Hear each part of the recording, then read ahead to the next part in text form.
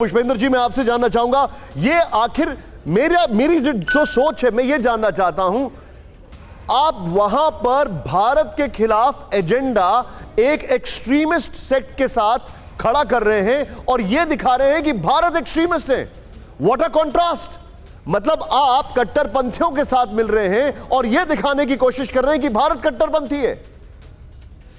देखिए, मैं कह रहा हूं निशांत भाई, आप देखें कि अभी हाल में इंग्लैंड का चुनाव हुआ है।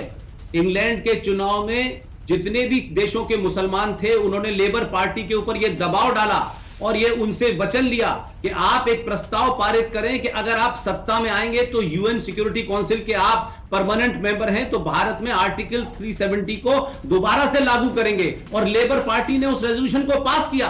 तो आप माने कि दुनिया के जितने भी गुंडे, बदमाश, लफंगे, आतंकवादी हैं, उन सबके हेड ऑफिस लंदन में ही क्यों हैं? चाहे वो लिट्टे हो, चाहे आईएसआई का फाई हो, वहां ये फ्री फॉर ऑल है। 6.5 करोड़ की देश का मुल्क है और आज वो जिस तरीके से कहते थे कि उनका पूरी दुनिया में कहीं सूरज नहीं डूबता, आज सूरज उनके यहां निकल जाता है तो वो उत्साह मनाते हैं। लिहाजा ये ताकतें समाप्त हो रही हैं, भारत का एक उदय हो रहा है, भारत हजारों साल पुरानी संस्कृति के लिए उसका पुनरुत्थान हो रहा है। इसलिए देश में जो बदलाव हो रहे हैं, ये देश के अंदर जो गद्दार हैं और इनके जो रिश्तेदार हैं, इनको बर्दाश्त नहीं है। लिहाजा ये एक आखिरी लड़ाई है। इस वक्त देश को सबसे ज्यादा एकजुट रहने की जरूरत है, चाहे वो मीडिया में हो, चाहे इंटेलेक्चुअल हो, चाहे हिस्टोरियन हो, क्योंकि ये ब्रेक और मेक की लड़ाई है। भारत को किस तरीके से कमजोर किया जाए। एक क्विक रिएक्शन इस पर मैं लूंगा।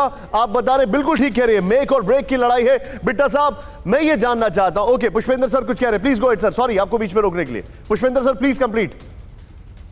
कुल मिलाकर के आप किसान आंदोलन होता है तो उसमें भारत विरोध आ जाता है। कुल मिलाकर के देखें कि शाहीन बाग हुआ तो उसमें भारत विरोध हुआ।